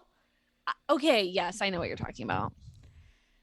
I guess this is, I'm like mad at it, and then I'm like, this is Sex and the City. Why are you mad? This is the guy showering. Wait, why are you mad at it? It just was like, again, like so fucking random. Yeah, very unnecessary. Like, it just didn't, not that everything has to further the plot, but I was just like, right. It's just this tidbit that we didn't need, I guess. I don't know. I would argue that we also didn't need that with Charlotte and Harry. That was like I so actually much. missed that, and I didn't go back because Harry looks sickly, and I didn't want to see anything. I didn't want to see. So funny you say that because I can't unsee it, so I actually would rather that you go back and watch it. So we have to live through that together because it was so graphic, and it was so stupid because it was like Charlotte was like literally on her knees, which that whole scene. No one at 55. No one at. I'm gonna tell you, no one's going down on someone on a tile bathroom floor, married for 20 years. But the way that it was so presumptuous, like, no. He was like, like, I don't even know what she was doing on the ground. And then he's like, want to seal the deal? Literally, no. Are you fucking 20? Like, oh my god. But then it was so weird because she was like pulling down his pants, and then the door opens and Lily comes and in. She so like, I guess they did show it so hard that like gives her kid a black eye. It was just so much. It was so much. And also, okay, there is the argument that like, yes, having the conversations about being sex positive, great. Do you want that to come from your mom who you saw almost giving your dad a blowjob in the bathroom? No. That's fair. I'd argue like, no. Then why doesn't like, you're right, because it's like coming from your mom, maybe you don't want that, especially maybe from Charlotte, but it's like, okay, then well, I feel like that was like, a weird way to bridge it. Like, hey, you saw this morning? Yeah, like, it creepy. Wasn't cancer. Like, yes. When she was like, did you have any questions? She's like, did you find any cancer? Like the poor fucking thing. And you're sitting there trying to like, it's so weird. Oh my God. So I'm weird. Literally crying. I'm crying. like it's so bizarre. Weird. It's so fucking weird. And we haven't even covered some of the weirdest storylines. Okay. Also, Miranda told Steve she wants a divorce. We didn't say that. It doesn't matter. It doesn't matter at this point. But I felt so bad for him. I think I cried. And again, cannot stress enough how little sympathy I have for men. Just overall. Yes. So for this to evoke so much emotion out of me, shocking, groundbreaking, they're doing something right, clearly, because this is not an emotion I feel typically. And I literally was like, this poor man, because completely blindsided. And the way that he was like, oh no, this can't be good. And he was like, what are you going to do? Ask me for a divorce? And she's like, yes, sit down. So bad. So bad. So Bad. bad. And like, why were they highlighting so much? Just to make him look like so socially awkward. He's like, oh, I found my hearing aid in the couch. I was like, drove babe, home the can you not sympathy. hear? Like, Yes. oh my God. And she's like screaming at him. It's like, so you're bad. about to like serve this man papers and you're like, can you hear me? It's like, that one. can we approach the situation with a bit more compassion? Oh my God. A bit less aggression? Oh my God. Like, that was so bad. Okay. We have to move on. Miranda says she's going to Cleveland, which obviously. it's like, and then Wait, you also, see her like, in the cab. And like Jay was going there for like one gig. Like, wait till they get back. You do not need to go ASAP. I know. That is not something that I'd be like, I must go to Cleveland. Like, I know. No offense, but like, no one. It's not like Miami. Cleveland. Like, no one wants to go to like Ohio. Like, no thanks. And then they come back with episode 9. No mention. Cleveland. The one thing that I might have like sealed the deal. I'm interested to see what happened. Yeah. On their relationship. Yeah. No mention. The other big storylines is like Rock doesn't want a bat mitzvah. And people are like, okay, I want to hear it. Like, maybe we have different takes. It's like, why don't they want a bat mitzvah? It's like, maybe because they're trying to figure out their gender and this is like a very binaried situ. Right. I totally agree. So, like, why are you confused? Like, the thing that I thought they kind of did well, because this was an issue that did carry throughout the whole season, which was a good thing. True. Because they did get to give it the attention that it deserves. Yes. So I liked that. I liked Rock's storyline and how that worked. And I thought it was very realistic. I thought it was very realistic that Charlotte and Harry are like, what do we do with this? Because how many parents have been in that situation where they're like, great, I want to support you, but this is so foreign to me. So I liked the way that they portrayed that in like a super honest way, where there was never a lack of like love and empathy, right? Like Charlotte and Harry were never mad at Rock. They were never like, no, you're a girl. Like there was never that, but it was like confusion. And I thought that was like so honest and like so authentic in that sense. And again, I can't speak to this. Like, this is not my life. This is not my reality. But I really thought that they did that justice and they carried that. And that was one plot line and one like issue that I thought that they like actually gave the full attention that it deserved.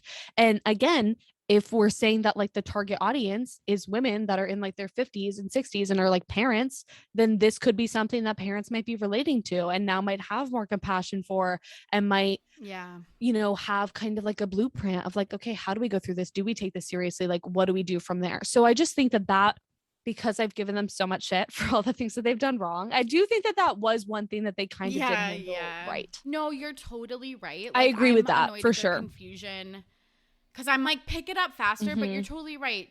People like Charlotte and Harry wouldn't have picked it up faster and wouldn't have known where to go necessarily. And you're right. Like, the parts where they were sad and confused was just like, about their name and like some of these visions that you have for your family. And I think that's fair that you had kind of an expectation or an idea of what your family would be like, and it's a little bit different, so you mourn that.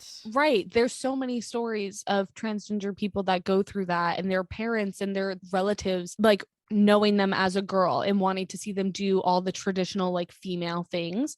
And so I thought that kind of like paid homage to that in like a very real way that I think people outside of the Sex and the City world could relate to in some capacity. It wasn't like done up to be this whole dramatic thing. Like, it was super realistic, which I liked. Me too.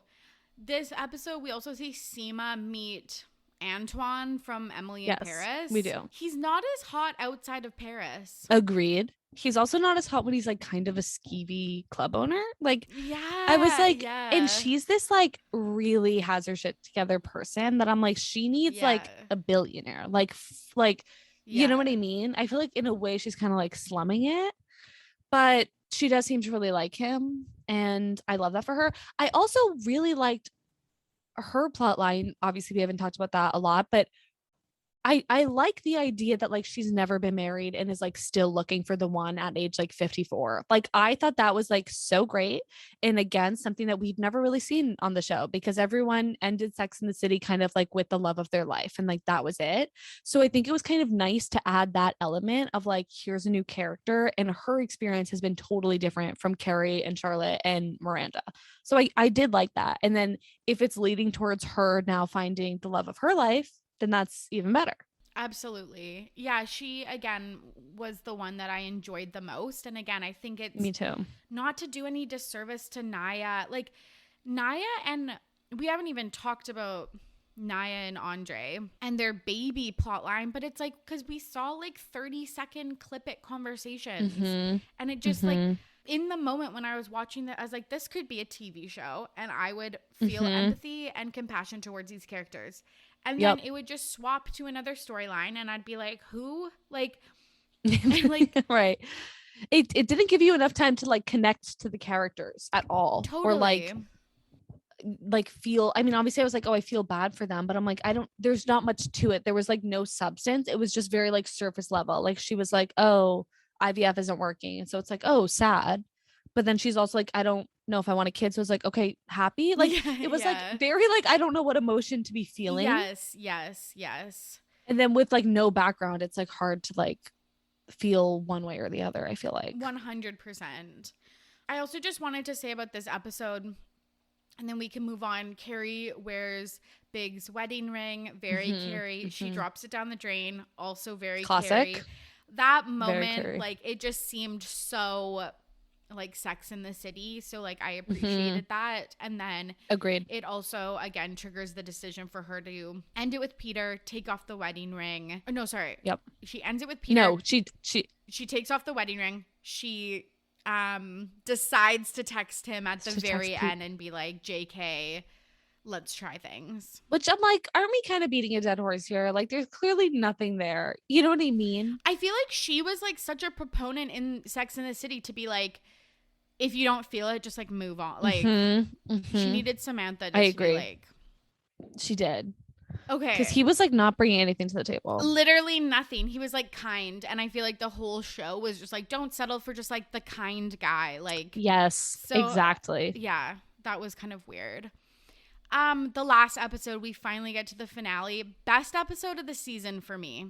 Agreed. They have the they mitzvah. I Mm-hmm. wrote, can we not make a mockery of this shit? I just felt like, do we have to call it a they mitzvah? Like, I don't know what non-binary Jews like call their ceremony for coming of age because, again, it's just not. Or if that is really a thing. Yeah, if that in the Jewish community, like I couldn't tell you know what I mean? Like, please, like, Me neither. I was gonna say, please tell us. I will do my own research after this. But if you want to weigh in, like, super happy to also Mm-hmm. like chat about these kind of conversations. But Mm-hmm. and then like the rainbow stuff, I'm just like, again, and it's like, oh, you're part of like the LGBTQ community.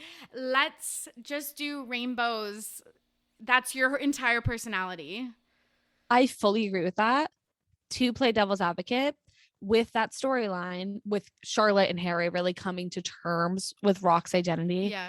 I kind of saw that as like, we fully accept you. And like Let's they had kind of celebrate. got into this place of like, okay, you are who you are. We have like learned about it because they have, and they've been more understanding as the show's progressed. So I think in that sense, I think it was meant to be like, now Charlotte's all fucking in. Like she's like, Yeah. because you know, that's how Charlotte is. Like Yeah. once she gets behind something, like She she's all goes there. all in. So it makes so much sense that Charlotte would be like the supportive ally mom that's like, let's rainbow this shit out. Like let's just That's like so do it balls true. to the walls, like rainbows everywhere.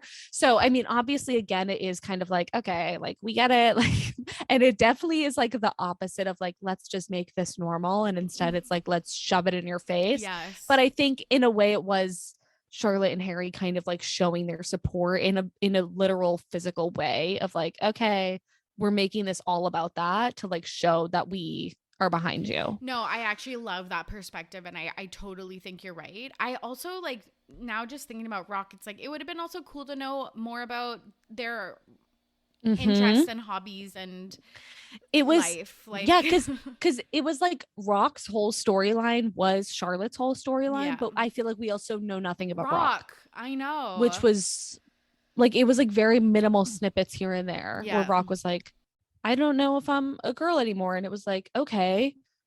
And then like that was all we heard from Rock for the episode. It was Yeah. like, and then we were just like expected to go from there. So weird. The other big pieces of this episode, Che drops the California Singing. announcement. They sing. Their parents are there, which I was like, Che, traditional move to introduce the girlfriend to the parents. Like, okay. Very non-traditional to sing an entire song about moving to California. I will say, Sarah Ramirez, excellent singing voice. Agreed. Yeah. Unnecessary, but agreed. Extremely unnecessary, but it's one of those things where I feel like in any drama, if a character can sing, they're gonna be singing, and it's like, we don't need to do that. We don't need to. We don't need that. I know. Like, I that's was like, great. what is this? The Grey's Anatomy like singing episode? Okay. So bad, so bad, and just in theory, hated that. Hated the delivery of that. Hated that Che was like, hey, come meet my family. Huge step in any relationship, traditional or non-traditional. And then also, while you're at a gigantic party with what seems to be my entire family tree, like, what was that? I'm also going to be performing a dance number in which I'm telling you I'm moving across the country, and also move with me. That was like so much to put on a person. And for what? Why did you have to do it that way? And it also just highlighted again that I'm like, Che, do you know Miranda? Because if you did, you would know she would fucking hate this. And it's also just like insensitive. Like, in any relationship situation, that is like just so insensitive to like completely bombard someone with like this out of the blue thing. Not to mention, I don't know, was there another time lapse? There might have been, but I'm like, how long have they been seeing each other? Like, this is so much to like spring on someone that, like, from our understanding, they have not been seeing each other for a long time. No. So to just spring this on someone is selfish, I think. 100% super selfish. Like, hey, you just divorced your husband for me. You're like, you have in the a whole process. child. Yeah. Like, you have a teenager. Yeah. Your whole life is in this city. You have an internship that was like extremely exclusive and hard to get. You're like getting another degree, and now, hey, do you mind like going with me so I can make some people laugh? Like, and then Miranda is like, yeah, I'll just be finishing my courses remotely. It's like, girl, that's actually not how university works. You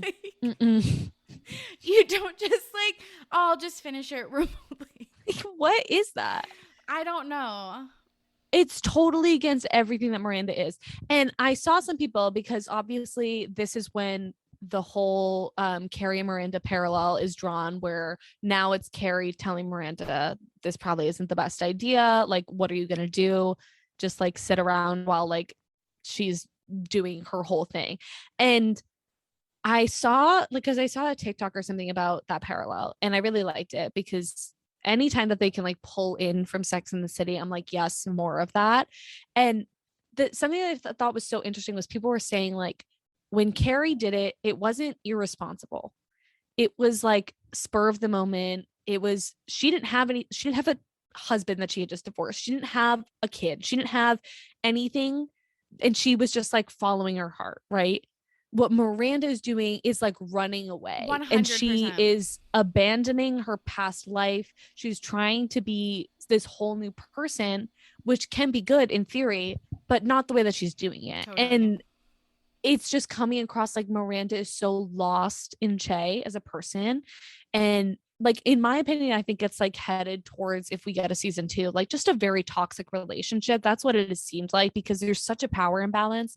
And it's not even necessarily Che's fault, I don't think. I think it's just Miranda is so like in it in a really unhealthy like fixation way. And that's the way that it's coming across, where I don't think that was like, I don't think that imbalance was necessarily there with Carrie and Alexander when she moved to Paris, because it was more so like, oh, it's fun, it's Paris, like I'm Carrie fucking Bradshaw, of Yeah. course I want to be in Paris, like that checks out. Like Miranda moving to LA, like that makes no sense. And I'm pretty sure in the series, Carrie had already like been like, I can write from Paris. Yes, exactly. Like She I had have her a shit job, figured out. like Yeah. we've been together for a long time.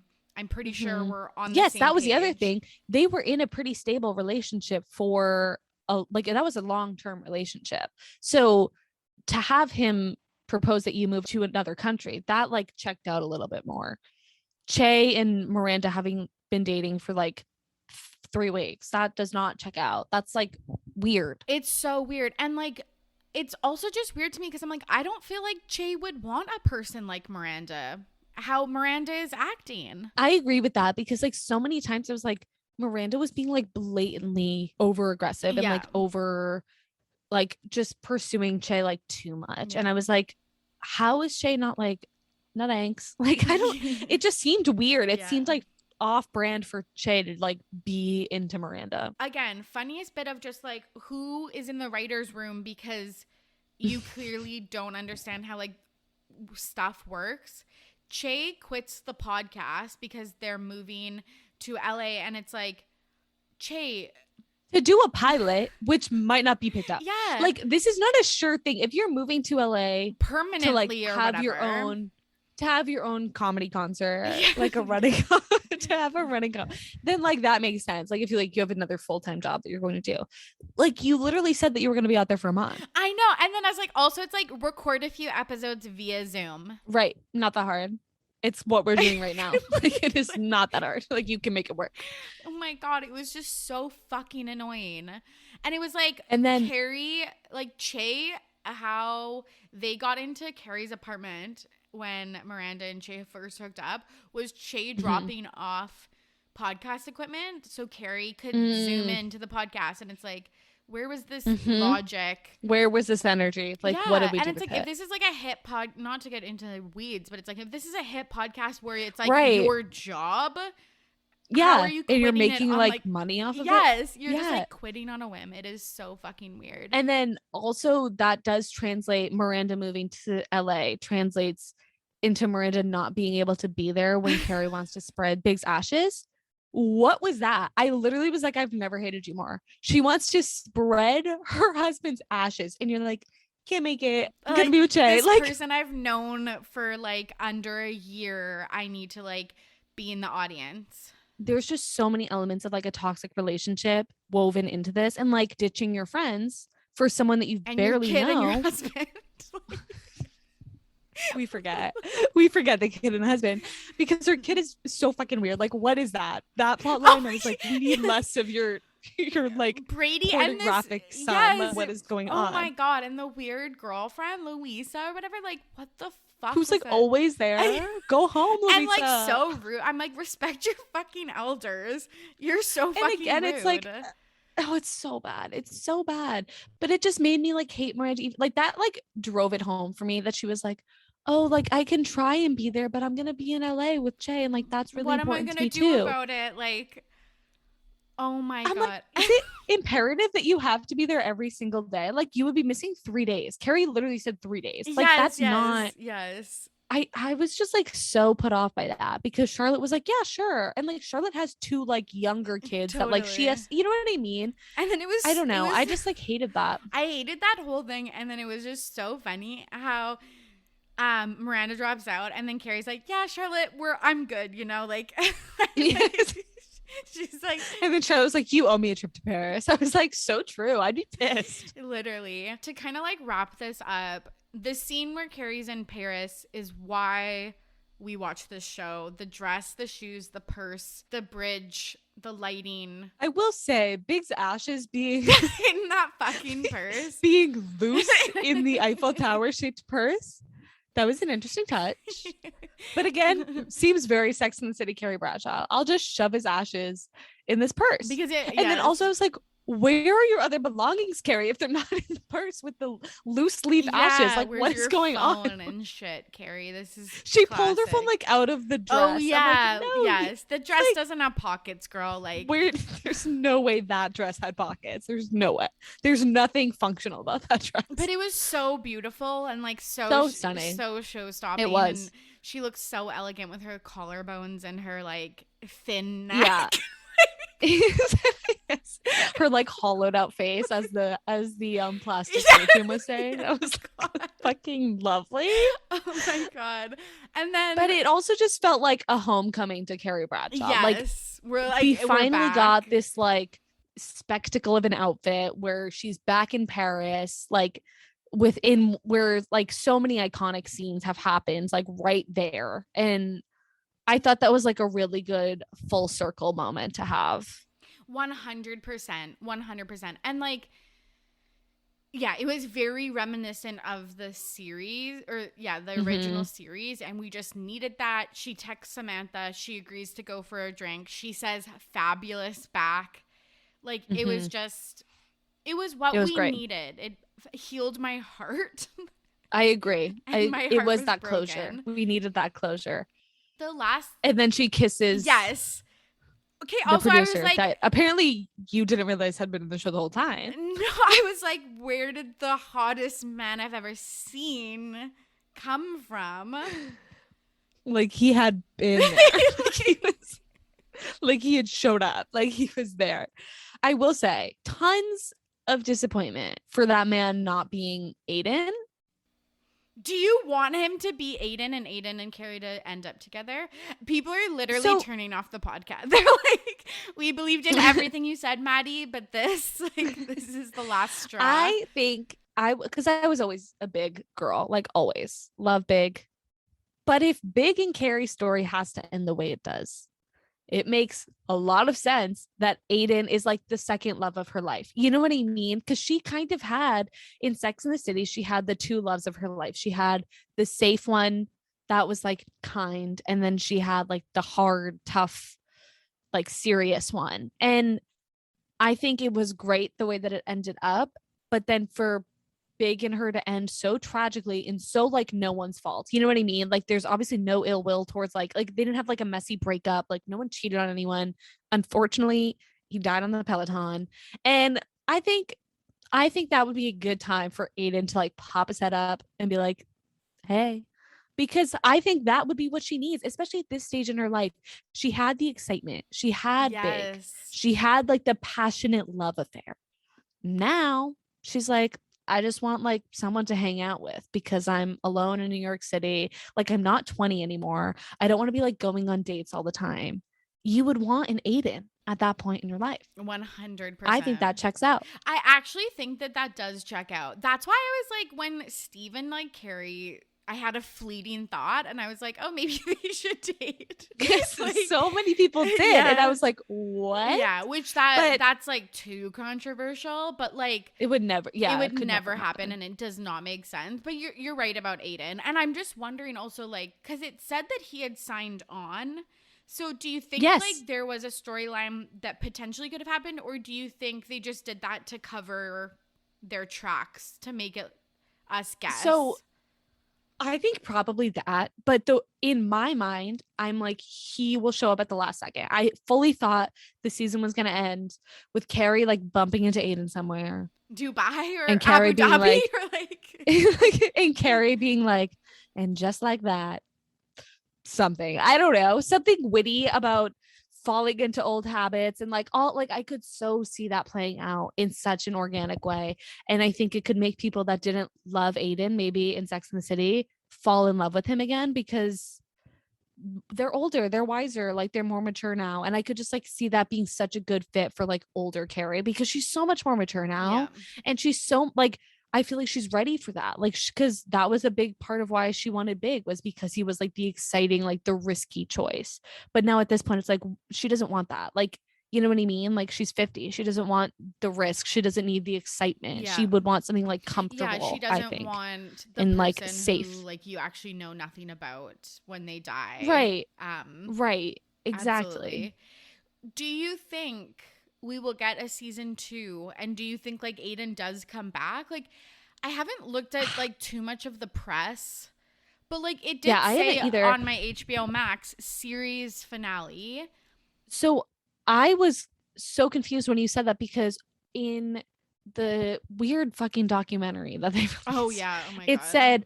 said based on season 1 or the first season of And Just Like That. Yes. So that kind of made people think, okay, no, then there must be a second season. I think that there has to be a second season because I think they got the ratings. Like I'm sure that they have that. Yes. I don't know what else Sarah Jessica Parker and Cynthia, like I don't think they have anything else going on. I think they're there. But and like they set up so many storylines, like because now we have to figure out what happens with Carrie and the random podcast producer that we know nothing about. Like we didn't learn anything about him throughout the series. Like we don't know if he's a good choice for Carrie. Like no one has said that. We don't know that. We need to find out more about Che and Miranda because she just moved across the country. Like we need to find out so much more. Like we just met Seema. People loved Seema. Yeah. We need more. So I think that they definitely left you wanting more, but also in a way where if for whatever reason they can't make a season 2, it's kind of okay. Yeah, it's like kind of like a little bit of both, I think, where it's not like something crazy happened and like Samantha showed back up and it's like, holy shit, what's gonna happen now? It was like crazy, but also in like a, okay, I guess if nothing else happens, we can like assume that Carrie like ends up with her podcast producer, I guess. Yeah. Like, okay, but like then that's again, fine. It's like I'm satisfied that she like potentially finds love again, but it's like, am I satisfied? Because it's like, with who?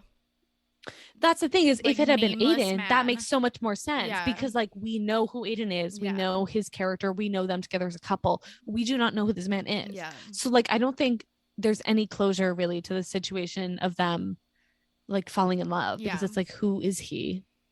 I don't know, but I am again desperately waiting for season 2. Like I really hope that was like a typo or something, but then it's also like it's HBO Max. Like, do they make typos like that? It's so confusing. I don't think they do. Like it's so weird. Did you watch the documentary? Yes, I did. Tell me more. Did you watch it? No. Okay, actually watch it. It's only like an hour and 15 minutes, shorter than this podcast. They go through all of the clothes, like so much of the clothes. Oh. It is so iconic. It is so fun. Okay. They really show a lot of clips from the original series. You get to see the interactions between Sarah Jessica, Cynthia, and I cannot think of her name. The whole episode. Kristen Davis. Yes. So that's really fun. The one thing I will say about this, Carrie chooses a hat to wear with an outfit, a crazy hat. The producer Darren says you can't wear that hat because it doesn't make sense. It's the dress that she wears to the wedding or the engagement party of her co-host.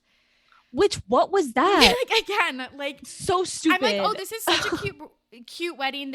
I love surprise weddings. We know nothing about him. I love the yellow wedding dress, but it's like I don't feel anything towards these characters. So I'm like, cool. Right. She's like tearing up in the audience, and I'm like, yes, like they made it seem like she was best friends with this guy. I'm like, you are not. Like, you called him once and he was like shocked that you called him, like audibly. Like he literally said, only my grandma calls me.